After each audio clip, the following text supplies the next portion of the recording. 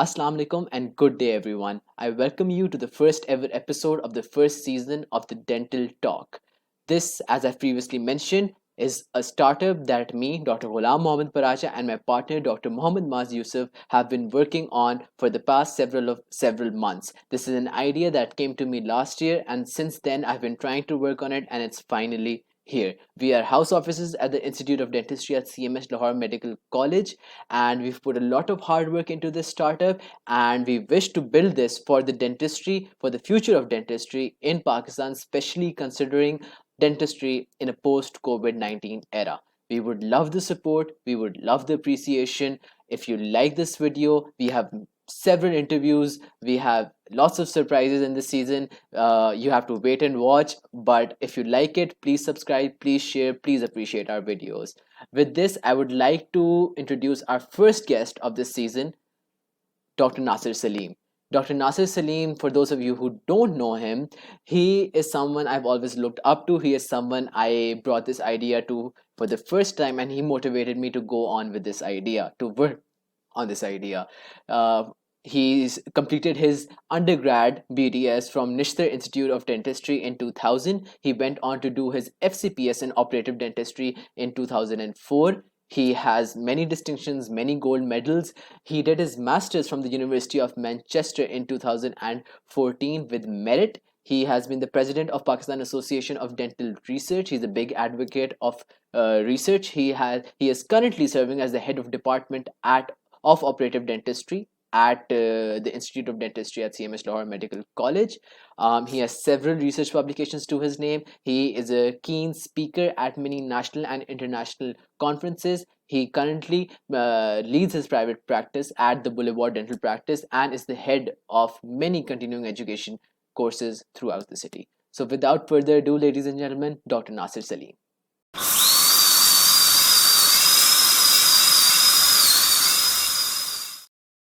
Assalamu alaikum, sir. How are you? I'm fine. I'm fine. Absolutely fine. And great to be with you. Thank you, sir. Thank you. It's an honor, sir. How's the lockdown? How's the quarantine life going?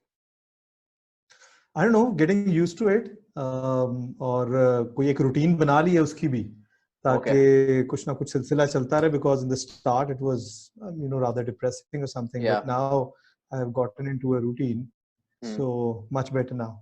Okay. Much better. With your permission, sir, should we start the interview? Absolutely. Okay. Sir, so let's start a bit back in time. What made you choose BDS? Let's just cut to the chase. When did you decide that you wanted to be a dentist? And just take us through a journey in your undergraduate years. Okay. So as you just said, back in the day. So back in the day, जो options थी बड़ी limited सी होती थी. और एक लिहाज से अच्छा भी था कि आप या प्री मेडिकल चूज करते थे या प्री इंजीनियरिंग चूज करते थे, और उसके अंदर डिसीजन की जो पिवटल जो पॉइंट होता था वो सिर्फ ये होता था कि आपको मैथमेटिक्स कितनी कम या कितनी बुरी लगती है. So honestly speaking, I was not that bad at mathematics, but I think it was to get that prefix of doctor with your name, जिसकी वजह से प्री मेडिकल चूज कर लिया. Choices वैसे ही limited थी, I told you. उसके बाद जब once I chose the pre-medical, then like so many other people, the only choices you had were to go into medicine or dentistry or maybe physiotherapy or B Pharm or something like that. So ended up in dentistry. So I think this was the story for most people of my age and era. Why did you choose operative dentistry? At what point in your BDS did you realize that you were more interested in operative dentistry and not in any other specialty of dentistry? I think there are multiple answers to that question. First and foremost, the distinction that I had in final year, and that was another part of the academic life, the sole purpose why we were there in Lister, that I was a pretty good student, and I topped the final prof and had a distinction in operative dentistry. Okay. And it is a time when distinctions were a pretty scarce, commodity. So probably there'll be one distinction a year, like one student a year getting a distinction, or maybe two at best. So I got a distinction in operative dentistry, and that is something that kind of gives you some degree of Confidence. confidence that probably you Okay. are a little bit better in this field. And then I Yeah. guess understanding that at that time that eventually I'm going to be, opening up a clinic and running my own practice, and in doing so, probably the bulk of the workload that I would be experiencing in the form of the clinical work of my patients is going to be pertaining to operative dentistry. So Hmm. these were the two main factors. But I Okay. think the biggest factor was that I was in Lahore Medical and Dental College, excuse me, as a demonstrator, Okay. and they started offering the residency in only two specialities. One was prosthodontics and the other was operative dentistry. Okay. Um, and my love was prosthodontics. My friends know about that. So generally speaking, I think everything just fell into Fell into place. place. Okay.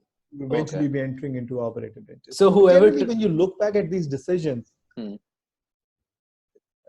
they've generally come your way in a way. It's never a more conscious decision of Hmm. I'm just going to be going into operative dentistry and nothing else. Maybe if LMDC was not offering it in operative dentistry and would have been offering it in orthodontics, probably I would have ended up being an orthodontist maybe. Okay. So basically, A stroke of luck, I things guess. fell into place, Yeah. and you had the confidence coming out of final year. Okay. मतलब मुझे भी Yeah. FCPS operative dentistry में करना चाहिए क्योंकि top तो कर लिया था finally operative dentistry. Anyway, moving on to the next question, sir. So you're a pretty accomplished dentist. At least I know you're an accomplished dentist, mashallah. Say, in my eyes, you are. But what do you think the future holds for you? For example, because you're accomplished, you're head of department of operative dentistry at CMH, you have a running practice. Do you think that there's still more that you can achieve, or is this or do you think this is where you last, or do you have anywhere more to go? No. I think you know the answer to that. That it just cannot stop at any point. Yes. For any individual, any professional who has any small degree of ambition in him. So it's not really related to age or a certain position that you get into. I think Okay. again, it's at different levels. On a personal level, you always want to explore and be better. And that is probably the reason when I was already a faculty at CMH Medical College back in 2012, I started doing an MSc with University of Manchester, which was not going to add into, in any way already the position I was holding at the college, or, the progression that I was Yes. seeing myself go through. Um, so it was more of a personal thing to Professional have a development. greater degree of professional development and improvement and everything. So I think that is not going to stop in any near future. Hopefully it should not. And then of course there are certain aspects that I think that I have not done enough, personally speaking, in my life. Like research is one aspect that I'd like to explore and push myself even harder Okay. in the coming years. That's really on a personal note, Personal right? note. And Okay. then of course, having done a certain degree of achievements, or a position that I've achieved in the past few years, now there comes a responsibility of giving it back to the society in whatever way I can. And that's not just doing a job. So, being associated with some of these, organizations which are absolutely, uh, no profit, no loss organizations. Like I was a president to Park Association for Dental Dental Research. research. Yeah. So promoting research from that platform, and then I do a lot of continuing education programs, Yeah. which I really, really enjoy having an interaction with very, very accomplished dentists who at times have had more experience than the time that I have been alive on this planet Earth. So, taking this forwards and giving it back to the profession is something that I think would never stop.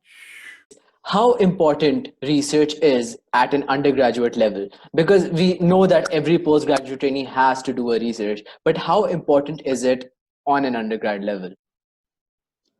I think it is very important for any person who wants to pursue a career in academics Okay. or who wants to pursue a career, abroad, maybe, because these are the things that will give you an edge while you are applying to these international universities, whether you have shown enough interest and involvement and indulgence in maybe very basic research projects at your undergrad level.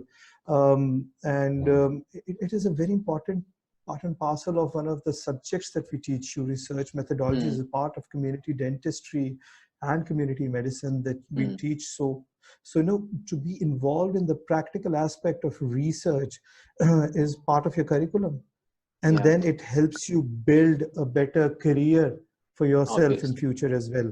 So I personally think it is absolutely necessary and is something that is underemphasized in our country. Indeed. Not so much nowadays, but at least in the days when I was graduating, honestly, it was unheard of. And the reason why I think that we caught up on research a little late in our careers was that we did not have enough role models in the research field. Honestly speaking, we have so many wonderful role models in the clinical side, but when it comes to research, there are not many now maybe, but not in the years passed by. Indeed. So I think that has been one of the hindrances, but it's changing. It's changing. I It have definitely seen, is. honestly, I have seen dentistry really, really change in the past 2 decades that I've been involved in dentistry after my graduation. Yeah, Perfect. things are moving probably in the right direction. So, how has your experience been as an academician? You're a supervisor now. You've trained plenty of dentists in operative dentistry. How do you cherish that experience as an academician, and why? Well, yeah, of course. Some of the people might end up in academics or in teaching of any sort by chance or just by virtue of being in a profession where they are forced to. But I think many of us, and I, of course, find myself in the category where I really, really enjoy being a part of academics, being a teacher. If you ask about what is something that makes me cherish it the most, is I think the experience of helping and then watching people succeed. And that can be in short term as well as in long term. For example, in short term, if I know a skill set and I try to pass it on to a student, and then I see them improving, that's a short term thing that I see and I cherish and I feel good about. And then there is long term, where people succeed in life, make it big, and then they acknowledge you. And I think there's no better feeling than that. When that happens, and that happens, it just happens. So yes, I think that is probably one of the most wonderful part of being in academics. And then there are portions more so in post-graduate education, where you act as mentors. You get into that relationship with individuals where you're not just helping them academically, but at a more social psychological level. So Beautiful. but it's something that I really, really enjoy. That's absolutely beautiful.